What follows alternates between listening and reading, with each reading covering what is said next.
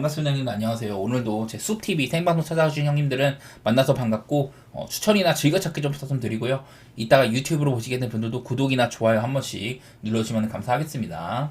여러 번 말씀드렸지만 이제 가운데에 있는 이거는 그 그래프, 막대 그래프가 많이 차 있을수록 좋은 거다. 위쪽이 원정, 아래쪽이 홈팀인데 많이 차 있을수록 좋은 거니까 그렇게 보시라고 말씀드렸고, 여기 아래쪽에 있는 표 같은 거는 이제 시즌 시작하고 이 양 팀이 위쪽이 홈팀, 아래쪽이 원정이고 얘네들이 점수를 얼마나 뽑았는지, 위쪽에 있는 게 공격, 수비라고 써있는 거는 수비 관련된 지표예요. 그래서 디트 같은 경우는 득점은 리그에서 한 4번째 정도로 못 넣는다. 그리고 옆에 있는 야투 성공률이나 3점 성공률 전부 다 이렇게 괄호 안에 있는 건 순위, 왼쪽에 있는 거는 퍼센트, 지표 같은 것들을 적어놨고요. 애틀랜타 같은 경우는 이렇게 수비가 약하다, 이렇게 해석하시면 될 것 같습니다. 이런 것도 여러 번 말씀드렸던 것 같고, 분석적으로 들어가 보면 오늘 이제 디트로이트가 그 제일런 듀렌이 지금 다우풀이거든요. 지난 경기인가 지지난 경기 때 얘가 5분인가 7분 뛰고 나갔었어요, 부상으로. 그래서 나오기가 어려운 상황인데, 물론 아이제아 스튜어트도 나쁘지 않은 빅맨이긴 하지만은 기본적으로 높이가 오늘은 디트로이트가 조금 딸린다는 생각이 있습니다. 인사이드에서 스튜어트나 해리스의 이런 파워 같은 부분들은 괜찮지만은, 근데 또 이제 애틀랜타는 이 카펠라라든지 오콩우, 전반적으로 다니엘스, 리샤쉘, 제일런 존슨 전부 다 키가 2m가 넘는 친구들이고 리머텍도 꽤 준수하거든요. 올 시즌은 애틀랜타가 지금 최근 들어서는 특히 3점슛 시도도 많이 줄었어요. 그러면서 좀 인사이드에서의 득점 시도, 아무래도 트레이 형이 올 시즌에는 좀 발군의 플레이메이킹을 보여주고 있거든요. 빅맨 활용이라든지 그런 것들을 살폈을 때는 오늘 애틀랜타는 물론 외곽도 그렇게 나쁘지 않은 팀이지만은 인사이드에서의 득점 같은 것들이 조금 더 가중될 만하다. 이런 날인 것 같습니다. 물론 디트도 이제 전보다는 커닝햄이나 아이비의 야투율도 상승을 했고 3번 포지션에 팀 하더웨이 주니어, 외곽만큼은 좀 강점이 있는, 스코어링에 강점이 있는 친구를 더하면서 디트도 올 시즌에는 저는 여러 차례 괜찮다는 생각들을 많이 하긴 했는데, 얘네들은 또 상대 득점 같은 것들이 볼만 하거든요.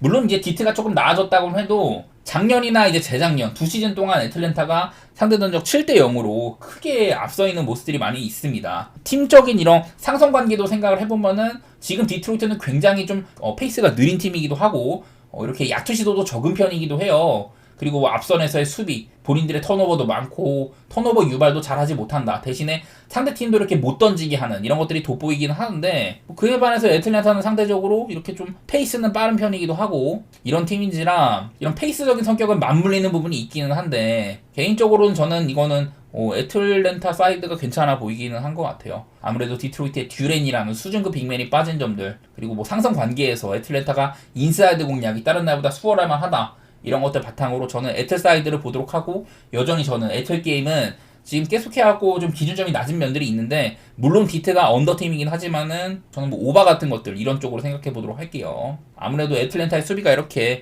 실점도 상당히 많은 편이고 리그에서 3번째로 많고 3점슛 수비가 참 안 된다, 꼴찌다, 이런 것들 생각을 해가지고 저는 오바 게임 보도록 하겠습니다. 그 다음에 이제 올랜도 대 인디애나 게임이 있는데, 이거는 거슬리는 게 올랜도가 대여섯 경기 정도 계속 원정을 다니다가 원정 6경기 다니다가 전패를 했거든요. 작년부터 올랜도는 홈이랑 원정이나 편차가 상당히 컸었는데, 홈에서는 작년에 플레이오프 클리블랜드전 3전 전승을 포함해서 9연승 중이긴 합니다. 올 시즌도 홈에서는 2경기 모두 다 이겼는데, 문제는 이제 홈에서의 올 시즌 2승 모두 다 벤케로가 있었을 때 얘기거든요. 지금 올랜도는 주전 라인업에서 벤케로나 웬카주가 빠져있다.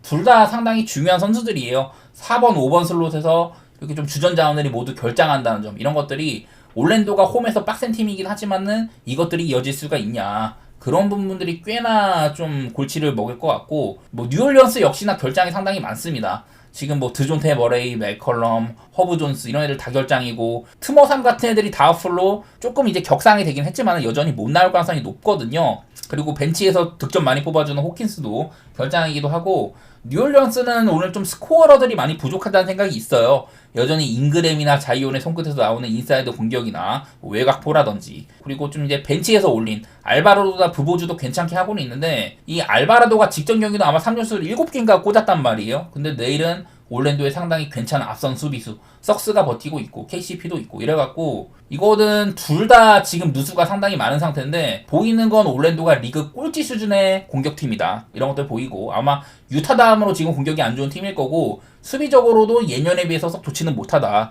작년에 올랜도는 수비팀의 색깔이 짙었는데 지금은 그런 것들이 딱히 보이지는 않아요. 반대로 뉴올리언스는 여전히 공격도 부실한데 수비도 참 안 되고 있다. 그나마 상대를 최대한 못 던지게 하는 바람에 이런 안 좋은 그 야투 방어율로도 실점 자체는 비교적 적은 편이긴 하지만은 어쨌든 뉴올리언스의 수비가 좋지는 못하다. 그래도 지난번에 이제 클리블랜드를 상대를 할 때도 이브 미시가 나올 때는 그래도 세로 수비는 좀 됩니다. 림을 지키는 거 이런 것들은 되는데 반대로 그 이제 올랜도로 생각하면은 이브 미시가 있기 때문에 약간 인사이드 공격이 조금 더딜 가능성이 있는데 지금 올랜도가 3점 슛 시도를 꽤 많이 하고 있는데도 3점 성공률이 바닥이거든요. 이렇게나 효율 안 좋은 공격을 하고 있다. 이런 부분들 때문에 지금은 올랜도가 참 이 경기력이 비효율적이라는 생각이 있어요. 그래서 저는 뭐 214.5여도 되게 낮은 기준점이어도 언더를 보기는 하는데 이거는 과연 올랜도의 홈 강세가 이렇게나 많은 지금 결장에도 이어질 것인가. 사실 몇몇만 봤을 때는 저는 올랜도보다 사실 뉴올리언스가 내일 자이언이 나올 수 있으면은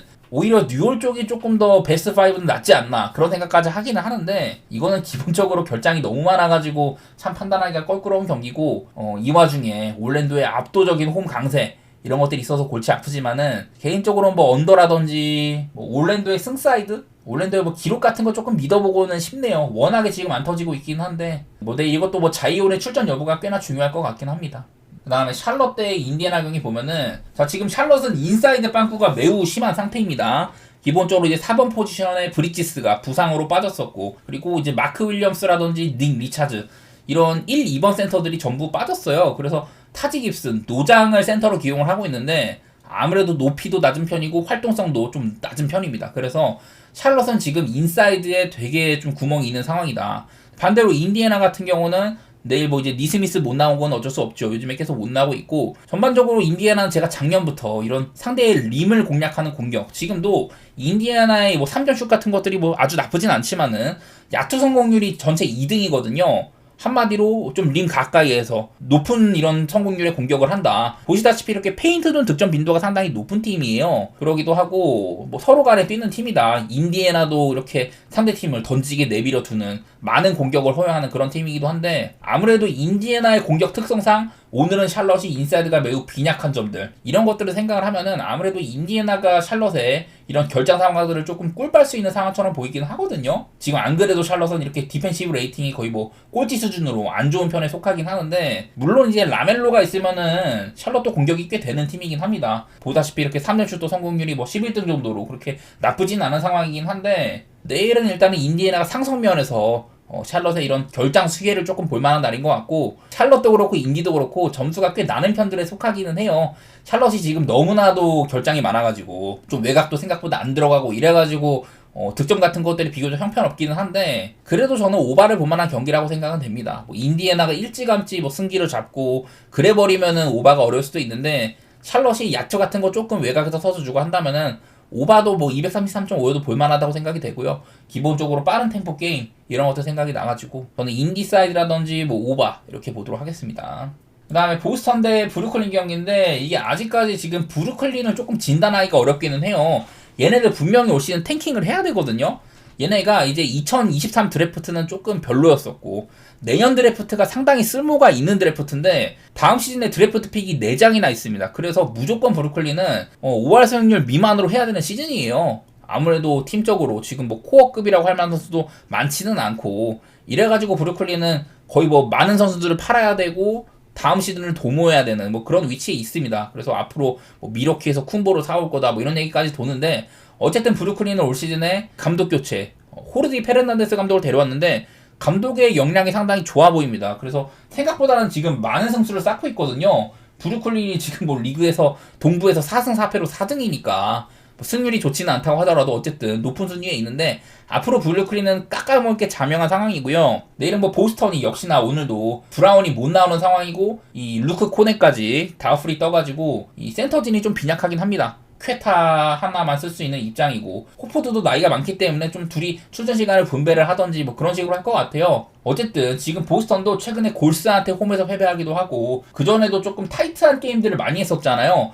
샬럿이랑 2번 다 좀 타이트하다가 막바지 때 삑삑이 덕에 이긴다던지 뭐 그런 것들이 조금 있었는데 보스턴도 작년만큼 막 분위기가 아주 막 불타오른다 이렇게까지 보기는 어렵기는 해 보여요. 그래서 13.5라는 기준점이 브루클린의 꽤나 괜찮은 공격력, 특히 뭐 캠 토마스나 슈로더의 공격력도 그렇고 브루클린의 꽤나 괜찮은 경기력도 생각이 나고, 보스턴도 아무래도 이제 고투가 상대팀의 림으로 돌파할 수 있는 브라운 같은 친구들이 없다 보니까 점수를 내는 면에 있어서도 약간은 걱정이 되긴 하거든요. 직전 경기도 근데 이제 보스턴이 골스랑 했을 때 본인들은 전반에 40점밖에 못 내고 골스랑도 점수가 많이 안 나가지고 전반전에 이제 91점밖에 안 떴단 말이야. 91점. 근데도 그 경기가 결국에는 오바가 났었거든요. 그런 점들을 생각하면은 브루클린도 지금 뭐 마냥 수비팀처럼 안 보인다. 이런 것들 때문에 일단은 오바 같은 거는 생각이 나는데, 핸디는 참 애매하다는 생각이 있긴 합니다. 뭐 상대 전적상으로는 보스턴이 얘네들 좀 많이 요리해왔던 편이기는 해요. 상대 전적상으로 3시즌 동안 맞대결 10대 2였었고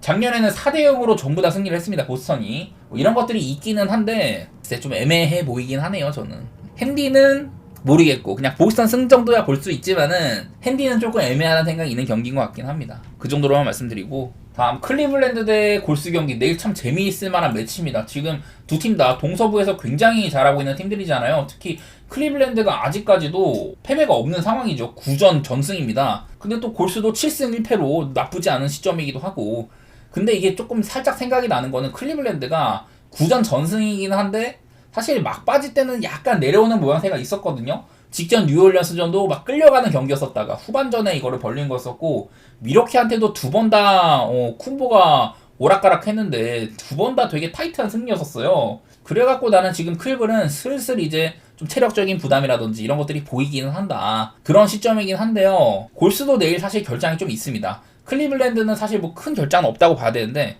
골스가 지금 이제 커리가 복귀한 지 얼마 안 돼가지고 얼마나 긴 시간을 소화할 수 있을지도 약간 의문이기도 하고, 디그린이나 뭐 포지엠스키 이런 친구들이 되게 특히 수비적으로 쓸모가 있는 선수들이잖아요. 근데 결장이 좀 예상이 된다. 퀘셔너블이 붙어있긴 한데 뭐 나올지 안 나올지는 모르겠지만은 어쨌든 골스가 약간 흠집이 날 수 있는 상황이건 하거든요. 그래도 뭐 골스는 뭐 이가 없으면 잇몸으로 벤치 자원들에 의한 무지막지한 활동량 그런 것들로 커버를 해주고 있긴 한데, 현 시점에서 클블은 조금 까다로운 상대이기는 해. 어쨌든 뭐 클리블랜드도 지금 사실 폼이 정점일 때보다는 약간 내려온 모양새 그런 것들이 보이긴 하는데, 골스가 직전 경기 보스턴 상대로 승리를 했던 요인 중에 하나는 되게 많은 오펜시브 리바운드가 바탕이 돼요. 케본 루니가 6개나 걷어내기도 하고, 다른 뭐 좀 키가 작은 선수들도 허슬로 리바 잡고 더 많은 공격 기회 가져가고 이런 것들이 눈에 보였었는데, 아무래도 클리블랜드는 이 모블리나 알렌 같은 산성들이 버티고 있기도 하고 그래갖고 조금 까다로워 보이긴 합니다. 여러 면모상으로 지금 클리블랜드는 거의 뭐 리그 1위 수준의 공격진이고, 골스는 공격도 좋은데 수비도 거의 뭐 오클 다음 가는 수준으로 좋은 팀이에요. 이래가지고 이 경기가 상당히 어려워 보이긴 하는데, 그래도 저는 일단은 뭐 클리블랜드 사이드를 조금 좋게 보도록 하겠습니다. 9전 전승이라는 거는 아무래도 무지막지한 기록이기도 하고, 이게 골스가 약간 흠집이 날 수 있다는 거, 저는 그린이 못 나가면 꽤나 타격이 있을 것 같은데 그런 부분들이 그려지기는 한 것 같아요. 지금 뭐 일단 이런 것들 하나 보여드리면은, 어차피 골스는 올 시즌에 되게 잘하고 있는 팀이어가지고 얘가 있든 없든 간에 플러스급의 넷 레이팅을 보여주고 있긴 하다. 그거는 맞는데 확실히 디그린이 없어지면은 수비가 좋아지고 공격은 조금 다운그레이드 되는 이런 것들이 보이기는 하더라고요. 뭐 그냥 이 정도로만 이해해 주시고, 그 다음에 내일 포지엠스키가 이제 출전할지가 좀 미지수인데 확실히 얘가 있을 때가 되게 경기가 잘 풀리는 감이 있어요. 수비도 확실히 좋아지고 오펜시브 레이팅도 천장을 뚫고 이런 모양새여가지고, 포지엠스키가 없어지면은 골스가 팀적으로 한 16점가량 손해를 보는 부분이 있다. 물론 뭐 얘네들 없어도 뭐 골스는 때울만은 해요. 지금 워낙에 뭐 개페주라든지 그런 애들이 잘해주고 있기도 하고, 쿠민가를 벤치에서 쓸 만큼 여러가지 좀 밸런스가 좋은 상황이긴 한데, 아무래도 저는 결장 상황 때문에 그리고 홈이라는 점 이런 것들 때문에 클리블랜드를 좋게 보고 있긴 하거든요. 저는 여러 차례 클리블랜드가 이제 페니 와킨슨 감독이 오면서 작년보다도 공격면에서 월등한 상승 그런 것들을 보였었다 이런 얘기를 하면서 점수도 많이 뽑고 있다고 했는데, 골스가 수비팀이고 직전 경기 보스턴도 묶을 정도로 그런 팀이긴 하지만은 저는 일단 오바 쪽으로 보겠습니다. 아까 말했다시피 전반전에 91점이 나고도 오바가 났던 보스턴과 골스의 대결, 그런 것들 생각하면은 저는 오바 쪽으로 볼게요. 클리블랜드도 벤치에서 요즘에 뭐 크레이그 포터 주니어나 뭐 샘 메릴 그리고 이제 뭐 타이 제롬 이런 친구들이 되게 잘해주고 있거든요. 저는 뭐 오바 클블 사이드 이렇게 보도록 하겠습니다. 되게 재밌는 경기가 될 것 같네요. 다음 댈러스 대 피닉스 경기. 얘네들은 얼마 전에 한번 붙은 적이 있긴 했었었죠. 그때를 좀 뭐 얘기 좀 조금 해보면은, 아무래도 이 경기는 별로 얘기할 건덕지가 많진 않은데, 이때 댈러스랑 피닉스가 한번 붙었을 때 그때 이제 피닉스가 승리를 했었습니다. 이때 좀 어떻게 경기가 돌아갔나 좀 복기를 해보면은, 댈러스의 PJ 워싱턴이 되게 못했었는데 그에 반해서 돈치치는 엄청 잘한 경기였었다. 시즌 초반에 그 돈치치의 약간 야투 감각이 오락가락 했었는데 이날은 확실히 좀 잘 터진 날이긴 했었어요. 근데 이제 댈러스는 이때랑 비교를 해가지고 라이블리라든지 PJ 워싱턴이 없는 날이다. 주전급 자원들이 빠지는 셈이에요. 라이블리는 저는 사실상 거의 뭐 주전 센터급으로 보고 있기 때문에. 근데 이날은 댈러스의 야투가 기본적으로 별로 안 좋았습니다. 돈치치 말고는 다른 선수들이 별로 못 넣어줬어요. 3점이나 일반적인 야투나 되게 별로였었던 날이었었고, 그리고 피닉스는 이날 뭐 야투 감각 같은 것들도 뭐 그렇게 엄청 좋은 날은 아니었었거든요. 근데 대신에 이제 댈러스보다 확실히 좀 적은 야투 시도, 기본적으로 피닉스는 야투 시도가 적은 팀인데 자유투가 굉장히 많았습니다. 댈러스보다도 거의 한 20번 가까이 더 던지기도 했었고, 특히 이날 듀란트의 활약도 돋보이고 전반적인 주전들이 전부 두 자릿수 기록을 많이 하기도 하고 이랬었던 날이었었어요. 피닉스 쪽이 조금 더 우세하기도 했었고, 기분 좋은 부분들, 자유투를 많이 던졌다든지 그런 것들이 많이 보였었는데, 댈러스가 요즘에 슬슬 올라오고 있긴 하죠. 전반적인 돈치치나 어빙의 야투 감각도 올라오고 있고 뭐 이런데, 아무래도 인사이드가 약간 좀 부실한 거 이런 것들이 들어오기는 해요. 워싱턴이나 라이블리가 기본적으로 좀 수비적으로 기여도도 있는 편이기도 하고,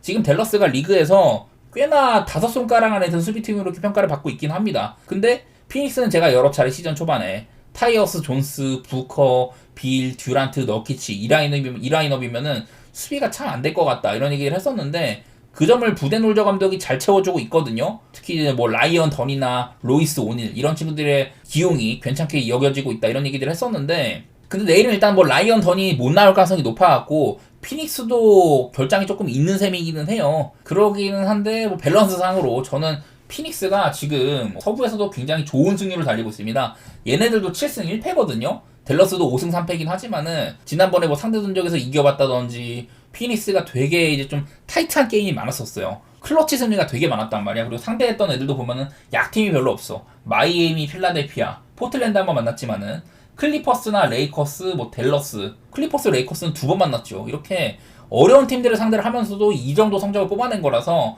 지금 6연승을 달리고 있는 피닉스를 조금 더 좋게 볼 만은 하겠다. 그런 생각이어서 저는 피닉스가 프렌이면 프렌 가고 싶고, 일단은 기본적으로 피닉스는 조금 늦은 템포 팀이고 댈러스도 수비가 그렇게 나쁘진 않다는 거. 내일은 뭐 결장이 있긴 하지만은 둘 다 조금 천천히 하는 느낌이 날 것 같아. 그래서 저는 229.5면은 언더 쪽으로 생각 한번 해볼게요. 다음 경기는 뉴욕 대 미러키인데, 미러키가 오늘 이제 쿤보가 복귀를 했고, 그리고 라인업상으로 게트즈 대신에 안드레 잭슨 주니어를 선발로 내세운다고 했습니다. 그래서 오늘 미러키의 안드레 잭슨 주니어가 엄청 공수 양면에서 활발하게 움직였습니다. 간만에 이렇게 잡은 선발 기회이기 때문에 오늘 내가 뭔가 좀 확실히 각인을 해야겠다 이런 느낌이었는지는 모르겠지만, 어쨌든 경기력도 좋았었고 유타가 아무래도 쉬운 상대이긴 했었는데 그래도 확실히 좋은 경기를 했습니다. 좀 더 이렇게 팀에 그 활력을 불어넣어주는 이런 선수를 쓴다는 거는 늘 좋은 징조예요. 뉴욕은 지금 크게 흔들리지는 않고 있죠. 랜들이라든지 디빈첸조 이런 애들을 트레이드를 하고 대신에 타운스를 데리고 왔는데, 사실 수비적으로는 뉴욕이 작년 같지가 않아요. 작년에 아누노비를 데리고 오고 나서 뉴욕이 리그 1위 수준의 수비를 보였던 게 되게 오랜 기간 동안 있었거든요. 대신에 작년보다 아까 말했던 디빈첸조, 랜들, 여기다 하텐슈타인까지 나가가지고 사실 미칼이나 뭐 타운스를 보강을 했지만은 수비적으로는 지표가 좋지는 못해요. 이렇게 뭐 야투 허용률이 리그에서 5번째로 높다. 대신에 지금 공격이 상당히 잘 돌아가는데, 기본적으로 뉴욕은 페이스가 되게 느린 팀이고 속공도 많이 시도도 안 하고 하프코트 오펜스를 즐겨하고 이런 팀이어가지고 좋은 야투 시도에도 불구하고 점수가 굉장히 안 납니다. 그만큼 야투를 적게 쏜다는 소리거든요. 슬로우 템포를 한다는 건데 하프코트 오펜스를 하고, 반대로 미러키는 그래도 얘네들은 조금 빠른 편에 속하기는 하죠. 이런 팀인지라 내일은 뭐 페이스상으로 좀 오락가락해. 그래도 저는 일단 오바 쪽으로 생각을 하고 있기는 해요. 아무래도 뉴욕이 기본적으로 이렇게 좋은 야투를 보인다는 점, 미러키의 수비 안잭주가 왔다고 하지만은 사실 이거는 미드레인지 게임 같은 거 맞기는 좀 어렵다는 생각이 있긴 하거든요. 여전히 지지난 시즌이었나 그때 쿤보의 이런 외곽을 조금 덜 가고 인사이드 더 지원을 해주는 그런 수비들이 돋보였었는데, 작년부터 그런 것들이 썩 잘 되고 있지는 않아요. 지금도 수비 로테이션 같은 게 문제가 있기도 하고, 일단 오바를 보도록 하겠습니다. 오바. 그리고 핸디 같은 경우는 이 정도 뉴욕 대 미러키면은 사실 동부에서 굉장히 상위권 팀들의 원래 맞대결인데 미러키가 올 시즌 너무 못하고 있잖아요. 시즌 초반 스타트가 안 좋아가지고. 그래가지고 아무래도 뉴욕이 많이 쏠리는 것 같은데, 뉴욕이 이길 때도 막 사실 속 편하게 이겼던 적이 많지는 않았어요. 얼마 전에 얘네들은 또 이제 애틀랜타라든지 뭐 휴스턴 이렇게 좀 활동성 있는 팀들한테 좀 패한 것도 아쉽기도 하고, 저는 7.5씩이나 졌으면 프렘 보는 게 맞다는 생각이 있긴 한 것 같아요. 둘 다 아마 주전 많이 굴리고 그럴 것 같은데, 저는 뭐 밀키 프레네나 오바 그렇게 보도록 하겠습니다. 미러키가 어제 사실 뭐 일찌감치 경기를 마무리를 지으면서 백투백일 때 강하기도 하고, 선발들도 그렇게 뭐 긴 시간을 출전하진 않았거든요. 그 다음 경기 오클라호마 대 휴스턴, 이거는 지난 시즌이 조금 기억나는데, 작년에 오클이 본격적으로 서부에서 강팀으로 도약을 하기 시작을 했는데, 작년에 휴스턴이 오클을 상대적으로 2대2로 두 번이나 잡아냈었거든요. 특히 이제 오클라호마가 상당히 좀 중간에 한번 좀 성적이 안 좋았을 때가 있었는데, 그때 이제 좀 보인 거는 오클라호마가 상대한테 오펜을 많이 잡히면은 그런 경기들에서 힘을 참 못 썼었습니다. 그 중에 한 팀이 또 휴스턴이었었는데, 휴스턴이 오클을 두 번 다 잡았을 때 오펜이 16개, 10개였었단 말이에요. 근데 지금도 올 시즌도 여전히 오펜시브 리바운드 수치가 상당히 좋다. 그래갖고 이런 것들을 바탕으로 많은 야투 시도를 하는 그런 팀이라고 했었는데, 오클라호마는 지금도 홈그랜도 물론 높이가 있긴 하지만은 너무 얄쌍해가지고 이 힘이 딸리니까 이 박스아웃에서 밀려버리면은 사실 리바 단속은 조금 약하긴 하거든요. 그래갖고 오클라호마가 좀 리바 수치 같은 것들이 안 좋은데, 저는 이건 상성면에서는 휴스턴이 조금 좋은 부분도 있다고 생각이 되기는 돼요. 뭐 휴스턴도 지금 이렇게 수비가 나쁘지도 않고, 외곽은 수비가 안 되는데 인사이드 수비만큼은 괜찮고, 오클라호마도 리그에서 드라이브 빈도가 가장 높은 팀이거든요. 스가가 있다 보니까. 그래가지고 인사이드 진입 빈도라든지 이런 것들이 되게 많은데, 오클라호마는 여전히 리그 1위 수준의 수비 팀이에요. 유일하게 상대를 100점 미만으로 묶고 있는 팀이기도 하고, 일단은 양 팀의 수비 생각해가지고 언더를 볼 텐데, 당연히 이거는 지금 현 시점에서는 휴스턴보다 오클이 좋은 팀이긴 합니다. 그런데 아까 말했던 것처럼 상대전적 부분이나 이런 상성 면에서 껄끄러운 부분이 없지 않아 있어요. 휴스턴이 물론 이렇게 노답 야투율로 일관한다면은 오클라호마가 승리를 가져갈 수는 있겠지만은, 개인적으로 이거는 핸디 도전은 별로 안 좋은 경기라는 생각이 있긴 하거든요. 다른 날보다 그래 핸디가 약간은 맛이 없는 날? 그 정도로 말씀드려보도록 할게요. 그리고 멤피스 대 워싱턴 경기, 지금 멤피스가 부상자 문제가 또 불거졌습니다. 작년에 멤피스는 거의 뭐 찹보상마를 다 떼고 경기를 했었다 이런 얘기를 했는데, 지금 상황이 비슷합니다. 원래도 이제 베이나 스마트가 누워 있었는데 여기다가 모란트까지 지금 결장을 하게 됐거든요. 그래서 지금 멤피스의 결장이 베인, 스마트, 모란트 주전 3명 다 결장에다가 GG 잭슨, 빈스 윌리엄스, 작년에 이제 그 멤피스가 결장이 많을 때 선발로 나와가지고 잘해줬던 애들이란 말이야. 얘네들 둘 다 결장이에요. 그래서 지금 스피주라든지 뭐 웰스 이런 친구들을 원래 벤치에서 써야 되는데 선발로 올려 쓰고 있단 말이에요. 그만큼 내일은 멤피스가 이렇게나 지금 라인업이 아쉬운 상황에 있다, 이런 상황이고, 뭐 워싱턴은 말씀 안 드려도 지금 되게 노답 시즌입니다. 그나마 이제 뭐 작년보다 조던풀 같은 애들 활약도 괜찮고, 그래도 수비는 조금 갖춰가는 모습들, 이런 것들이 있다고 했었는데, 글쎄요, 이 경기는 사실 승패 접근은 별로야. 멤피스가 5.5씩이나, 원래 3.5였는데 멤피스의 핸디값이 5.5까지 올랐어요. 물론 뭐 스카티 피펜 주니어 같은 애들 벤치에서 나올 때도 되게 잘해주고 이런 건 맞는데, 선발로 나와서 막 모란트의 자리를 메꿀 수 있냐, 이런 것들은 조금 애매하긴 하거든요. 저는 그냥 이거는 오바만 보도록 하겠습니다. 오바만. 워싱턴의 색깔이 기본적으로 오바 팀이고, 페이스 두 번째로 빠르고, 야투 시도도 많이 하는데 상대팀도 던지게 냅두는 팀이고, 서로 간에 많은 공격 기회를 주고받는다, 속공도 많이 하는 편이고, 그냥 한마디로 워싱턴은 되게 빨리빨리 돌아가는 팀이에요. 저는 그냥 오바 정도만 볼게요. 과연 멤피스가 이렇게나 주전들이 많이 빠진 상황에서 득점을 채워줄 수가 있냐, 그런 것에 생각은 되는데, 올 시즌 멤피스가 지금 리그에서 4번째로 많은 득점을 하고 있다고 하잖아요. 근데 얘네들은 사실 주전에 대한 의존도보다는 벤치가 골스 다음으로 많이 굴리는 팀입니다. 이렇게 멤피스는 벤치 활용폭도 넓고 그런 것들이 있어갖고, 저는 오바 쪽은 보도록 하겠습니다. 대신에 승패는 좀 애매해 보여가지고 패스할게요. 그 다음에 덴버 대 마이애미 경기, 얘네들이 아마 한 2시즌 전인가 그때 파이널에서 만났었죠. 그때는 덴버가 4대1로 승리를 했는데, 얘네들도 상대 전적을 좀 볼 필요가 있습니다. 지금 여기 이 화면에는 플레이오프는 생략된 건데, 쭉 봤을 때 덴버가 많이 이겼습니다. 쭉 보면은 덴버가 많이 이겼었고, 이제 요키치가 본격적으로 덴버의 중심이 됐던 그때 이후로 보면은 여기서부터 해가지고 11승 1패예요. 마이애미전에 매우 강력했었다. 파이널도 4승 1패로 잡고 그랬었는데, 내일은 뭐 기본적으로 덴버가 이 머레이가 퀘셔너블이고 고든이 못 나오는 이런 상황이거든요. 주전 라인업 중에 2명 정도는 균열이 있을만하다, 이런 상황인데, 이런 것들 한번 보고 할게요. 에런 고든, 저는 덴버에 상당히 중요한 선수라고 생각을 합니다. 요키치의 롤맨으로서의 활약이라든지 그리고 좀 이제 그 림수비 같은 부분에서 상당히 중요한 역할을 맡고 있는데 그러다 보니까 에런 고든이 있을 때와 없을 때 차이가 거의 한 20점가량 나죠. 물론 이거는 덴버가 주전에 대한 이런 활용폭도 넓은 팀이고 주전과 벤치의 격차가 심하다 보니까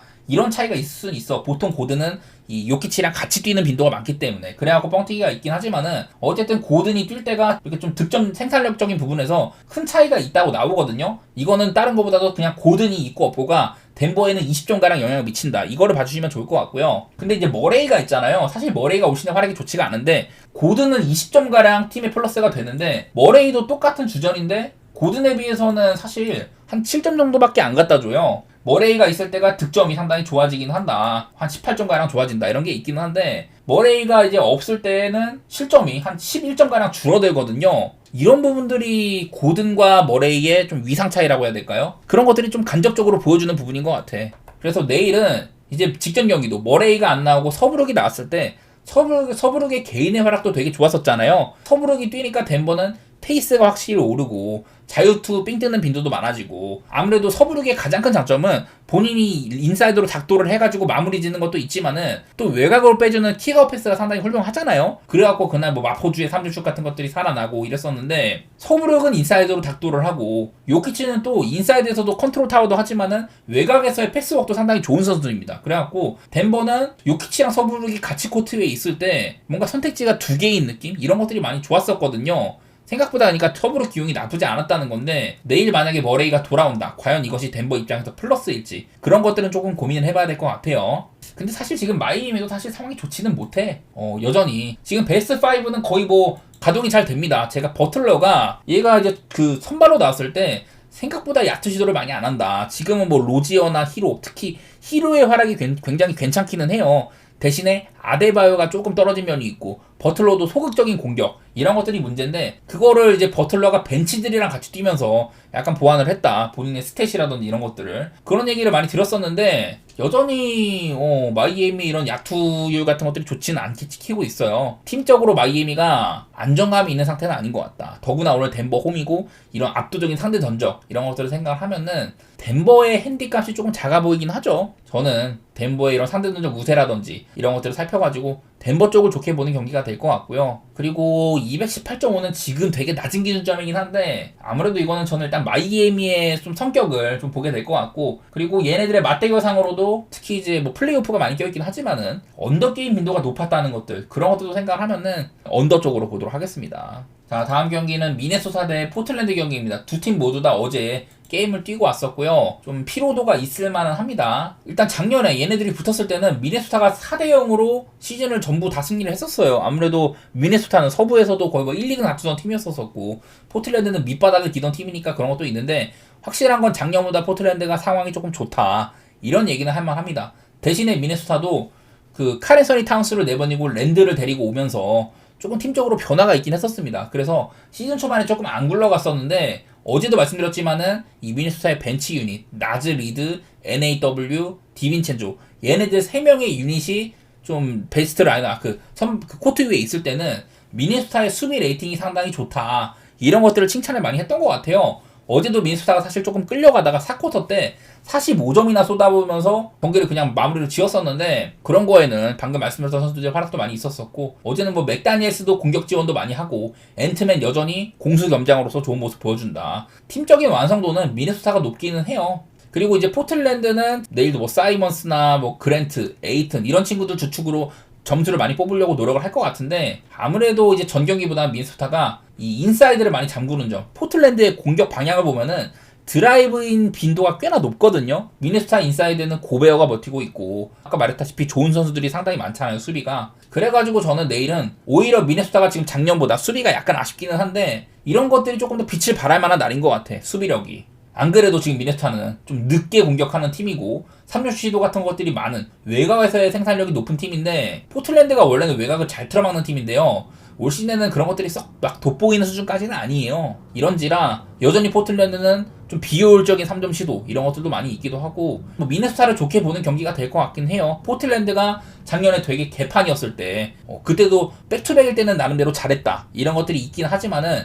어제 포틀랜드는 주전들의 소모도도 꽤나 컸었고 미네소타에 비해서는 미네사이드로 좋게 보고요. 그리고 오바 게임 보는 거는 나는 이게 미네소타가 생각보다 점수가 조금 난다. 작년보다도. 221.5면은 지금 요즘 NBA 판도에서는 그래도 언더보다는 오바를 보기가 좀 편한 시즌으로 보이거든요. 그런 것들 때문에 오바 보는 셈인데 이 경기는 핸디값도 그렇고 언더버 기준점도 그렇고 꽤 빡센 경기긴 한 것 같아요. 다음 경기 레이커스 대 필라델피아인데, 자, 필라델피아는 지금 시즌 내내 그 폴 조지나 엔비드가 결장하는 동안 타이리스 맥시가 팀에서 거의 뭐 유일한 이제 주전급 라인업이었잖아요. 주전급이라기보다는 코어급 라인업이었었는데 맥시가 결장하게 됐습니다. 그래서 내일은 조지는 뛰는데 엔비드나 맥시가 빠진다. 이런 상황이에요.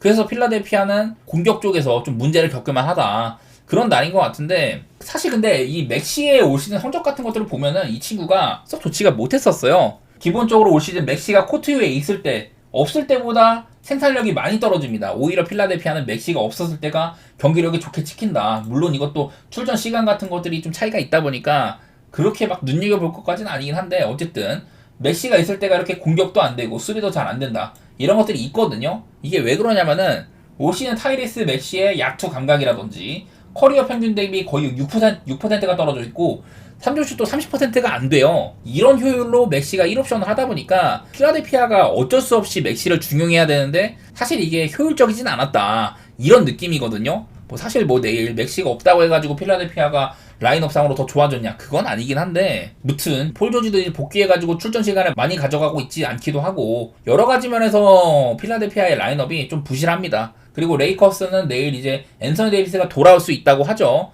그리고 뭐 하치무라는 퀘셔널이 붙어있기는 한데, 이거는 이런 것들도 또 있어요. 상대 전적을 봐야 되는데, 상대 전적상으로는 레이커스가 필라델피아한테 되게 고전을 많이 했다. 그 전까지 7연패를 당하고 있다가 작년에 한번 이렇게 승리한 적이 있었거든요. 근데 이때도 엔비드가 결장한 경기였었다. 엔비드가 작년에 워낙 결장이 많다 보니까. 그래갖고 레이커스가 승리를 했었는데, 내일도 뭐 레이커스는 AD는 뛰는데 AD의 천적이라고 할 만한 엔비드가 없다. 맥시까지 없다. 이러면 아무래도 레이커스 쪽을 좋게 보는 게 맞기는 맞아요. 지금 레이커스도 참 이렇게 수비가 안 됩니다. 점수도 많이 내주고 있고 야투 허용도 높고 이러고 있는 상황이에요. 아무래도 앤서니 데이비스를 지금 공수 양면에서 1옵션으로 쓰다 보니까 AD가 공격도 해야 되지 수비도 해야 되지 이래가지고 수비가 예년 같진 않거든요. 대신에 이 필라델피아도 공격이 개차반인데다가 수비까지 레이커스보다 오히려 더 안 좋은 측면이 있어요. 이렇게 최대한 상대를 못 던지게 해가지고, 상대를 못 던지게 하는 거는 그래도 필라델피아 1위여가지고 이렇게 안 좋은 야투 허용률에도 불구하고 실점 자체는 적은 편이긴 한데, 그만큼 필라델피아의 경기 내용이 좋지가 않다. 공수 양면에서 이렇게 안 좋은 것들 쪽으로 불이 들어와 있다는 거는 되게 안 좋은 신호죠. 사실 7.5까지는 조금 빡세긴 한데, 빠듯하긴 한데, 그래도 저는 레이커스가 할 수 있다는 마인드입니다. 필라델피아의 라인업이 되게 부실하기 때문에 그런 점들을 좀 눈여겨보고 싶고요. 언더오버는 사실 필라델피아는 되게 언더팀, 상대도 못 던지게 하고 본인들도 안 좋은 야투율 때문에 점수를 많이 뽑고 있지는 못한데, 내일은 그래도 다른 날보다는 라우리 중심으로 볼이 많이 돌지 않을까. 이게 맥시가 분명히 좋은 스코어러긴 한데 플레이메이킹을 잘하는 선수는 아니거든요. 내일은 필라델피아가 조금 더 팀적으로 움직일 만한 날이 아닌가, 그런 생각을 해가지고 일단은 저는 오바 쪽으로 보겠습니다. 두 팀 다 이 자유투 시도가 상당히 많은 팀이에요. 리그에서 자유투를 가장 많이 던지는 팀 레이커스고요. 그리고 필라델피아 두 번째로 많이 던지는 팀이거든요. 이런 것들도 있고 해가지고 저는 뭐 다른 방식으로도 오바가 날 수 있다고 보는 마인드입니다. 그리고 이제 세크라멘토 대 클리퍼스 경기. 사실 지금 세크라멘토가 저는 드로잔 영입을 맨 처음에 좀 회의적으로 봤습니다. 아무래도 나이도 많고 개인적으로 효율이 좀 안 좋은 선수다 이렇게 생각을 했었는데, 드로잔이 세크라멘토의 미드레인지 게임도 이끌고 있고 팀을 많이 살려냈어요. 이게 세크라멘토가 지금 공격 방향이 되게 다양합니다. 원래 이제 1옵션이었던 팍스도 있고, 사보니스 인사이드에서 득점 되게 많이 해주고 트리플 더블까지 했잖아요. 지난 경기 때는 야투율 100%로 자유투까지 다 넣고 트리플 더블까지 성공시키면서 인사이드 아웃사이드 모두에서 상대팀보다 우위를 가져갈 수 있는 세크라멘토다. 거기다가 드로잔까지 더해지니까 수비까지 끌고 오는데, 이러면은 또 다른 선수한테 찬스가 많이 나거든요. 이래서 세크라멘토가 밸런스적으로 상당히 좋다. 키건 머레이의 좀 3점 같은 것들이 떨어진 건 아쉽긴 하지만은, 키건 머레이는 뭐 수비라든지 뭐 리바운드 이런 면에서도 기여를 많이 하는 선수예요. 지난번 경기 때 오펜을 많이 잡기도 하고, 그래가지고 세크라멘토가 밸런스적으로 상당히 좋다 이런 생각이 있는데, 저는 여러 차례 클리퍼스는 지금 카와이가 없는 와중에는 하든의 손끝에서 많은 것들이 이루어져야 된다 이런 얘기를 했잖아요. 그래서 하든을 조금 빡세게 타이트하게 붙으면은 클리퍼스의 경기 운영이 조금 어려워지거든요. 그런 것들을 대표적으로 성공시켰던 팀이 오클라호마였었고, 하든을 내일 아마 세크라멘토는 허더가 아니라 키오넬리스를 조금 중용하지 않을까. 키오넬리스가 이 헛슬 면에서도 그렇고 되게 중요한 선수거든요. 세크라멘토는 2번 자원에 허더를 쓰면은 외곽에서의 조금 이점을 더하고 키오넬리스를 쓰면 수비라든지 헛슬에서 조금 더 상대를 압박하는 그런 것들을 쓰고 있는데 팍스도 생각보다 옛날에 수비 구멍이었던 시절에 비해서는 괜찮기도 하고 내일 하든이 조금 고전할 가능성이 있어 보이긴 하거든요. 안 그래도 지금 세크라멘토가 뭔가 3률슛은 잘 안 터지는데 점수 뽑는 거라든지 야투율 이런 것들은 확실히 좋아요. 그에 반해서 클리퍼스는 공격 효율도 별로고 그나마 상대를 이렇게 좀 수비적으로는 점수를 못 뽑게 있고 하긴 하지만은 사실 클리퍼스는 지금 되게 애매하거든요. 이거는 좀 카와이가 오던지 해야지 하든의 부담도 덜고 공격도 다각화가 되고 그럴 것 같은데 이게 노먼 파월이라고 맨날 터질 수도 없는 노릇이고 개인적으로는 세크사이드가 아무래도 밸런스도 좋고 좀 이점을 가져갈 만하다. 내일 뭐 세크라멘토의 경기 운영이 이 하든을 잠그기 위해서 저는 키온 앨리스를 많이 써야 된다고 보지만은 과연 키온 앨리스를 뭐 많이 쓸까 이런 건 애매하긴 하지만요. 저는 뭐 언더도 보겠습니다. 그만큼 하든을 묶으면 클리퍼스가 조금 약해지기도 하고 지금 보시다시피 클리퍼스는 되게 언더게임 방향으로 가고 있거든요. 그렇다고 세크라멘토가 엄청 뭐 오버게임을 가냐. 옛날보다도 밸런스를 중시하는 편이에요. 이것도 세크라멘토가 토론토같이 또 애틀랜타, 유타 이렇게 좀 수비는 약하고 공격 많이 때려박는 그런 팀들이랑 상대한 것도 있어가지고 득점도 조금 뻥튀기 된 게 있긴 하거든요. 이 경기는 세크사이드나 언더 그렇게 보도록 할게요. 자, 오늘 첫 경기 레체 대 엠폴리 시작입니다. 이제 그 레체는 리그에서 득점도 가장 적고 실점도 꽤 많아요. 그래갖고 지금 득실상으로 마이너스 16입니다. 얘네들이. 그래서 리그 꼴찌에 이렇게 위치를 해 있어요. 리그 꼴찌에 위치를 해 있고 그나마 이제 베로나한테 승점을 따긴 했지만은 전후로 해가지고 얘네들도 계속해서 2무 6패 되게 좋지가 않은 상황입니다. 이제 저는 레체에서는 뭐 공격수의 유망주 크르스토비치 같은 애들 칭찬을 했었는데 골맛을 본 지도 오래되기도 했고 뭐 알바니아 대표 미드필더 라마단이나 기동성 있는 뭐 반다, 도르구 이런 애들 정도는 기대할만 하지만 그 외에는 수비도 뭐 거의 뭐 절반이 이번에 영입된 애들이기도 하고 포백보호도 신통치는 않아요.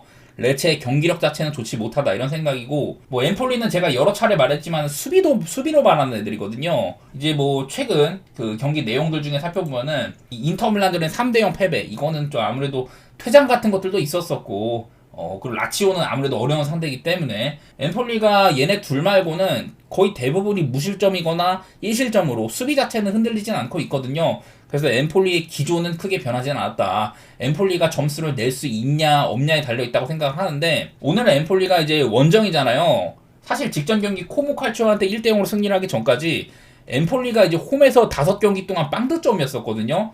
그래서 뭐 직전 경기 1득점을 하긴 했는데 반대로 원정은 5경기 7득점 5실점으로 그나마 이제 홈보다는 점수를 잘 낸다. 이런 것들이 보이긴 합니다. 반대로 레체는 홈이긴 한데 12실점 원정에서는 1무 5패 0득 8실 이렇게 홈에서 뭐 레체가 승점은 더 잘 뽑더라도 실점은 오히려 많은 상황이다 이런 것들이 보이긴 하거든요. 따라서 이거는 저는 좀 더 안정성이 있는 쪽은 엠폴리라는 생각이 듭니다. 경기력적으로 조금 더 안정감 있는 건 엠폴리라 생각이 들어가지고 저는 이거는 엠폴리의 프렌이라든지 뭐 무승부 그런 쪽으로 도전해보고 싶은 경기인 것 같고요. 바이에카노 대 라스팔마스 경기 하나 있는데 이거는 이제 그 재작년에 라스팔마스가 2부에서 34경기 동안 23실점 19 클린시트를 기록을 했고 그래갖고 승격이 됐거든요. 그리고 작년에도 이제 지금 이제 스페인이 12라운드까지 진행이 됐는데 작년 이제 그 라스팔마스가 시즌 시작하고 12라운드 동안 11실점이었었단 말이에요. 이렇게나 좀 라스팔마스의 수비력이 돋보인다. 적은 실점이 돋보인다. 이거는 그 스페인 대표팀까지 승선을 했었던 알바로 바이에스 골키퍼의 공이 상당히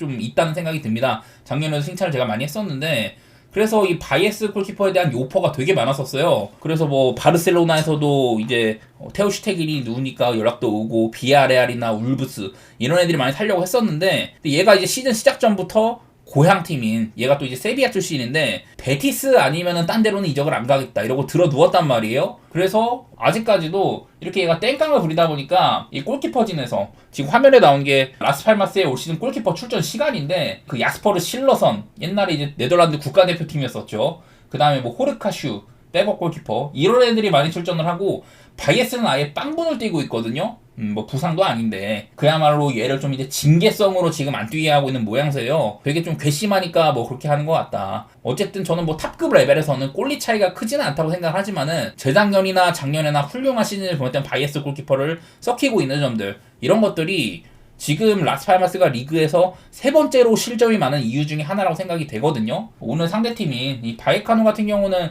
뭐 1부나 2부 오가고 정착한 지 한 4시즌 정도 됐는데 여전히 뭐 득실이나 성적이나 이런 것들은 썩 눈여겨볼 건 별로 없어요. 그래도 오늘은 뭐 이제 바이카노의 홈인데 제가 뭐 이제 여러 차례 라스팔마스의 홈구장은 사실 이제 유럽 대륙보다 남아프리카에 가까운 엄청난 원정거리를 자랑하는 테네리페 섬에 있다. 이런 것들을 얘기를 했는데 오늘은 뭐 홈이기도 하고 라스팔마스의 그 이점도 볼 게 별로 없어가지고 개인적으로는 라이엇 쪽을 보는 게 맞다는 생각이 드는 경기인 것 같습니다. 저는 바이에카노 사이드로 볼게요. 그리고 마지막으로는 뭐 가볍게 그냥 우니온 대 프라이부르크 독일 리그 말씀드릴 건데 다른 거 없이 그냥 언더지표가 보이는 경기입니다. 우니온 베를린 제가 저번에도 미넨이랑 할 때도 얘네들이 이제 언더 가능성이 있다 뭐 그런 얘기를 했었는데 그 전까지는 9득점 5실점이었어요. 그래서 라이프치히 다음으로 우니온 베를린이 리그에서 실점이 적은 팀이었었는데 이제 뭐 8실점을 해가지고 실점 3위가 됐지만은 어쨌든 직전 경기도 미넨한테 언더 게임이었었고 여전히 뭐 득점 뽑는 거나 실점 페이스는 언더팀이라는 생각이 많이 있습니다. 그리고 오늘 상대하는 프라이부르크도 9경기 기준으로 13득점 12실점이면 이 분데스리가에서는 상당히 또 점수가 뭐 안 나는 편에 속한다 이렇게 얘기를 할 만하거든요. 그래서 그냥 단순히 그런 점들 때문에 언더 보는 경기예요. 오늘 뭐 대부분 우니온 언더라든지 바이카노 승리나 엠폴리 사이드, 뭐 프렌 이런 거 전부 다 뭐 정백 사이드인데 대충 그 정도로만 보도록 하겠습니다.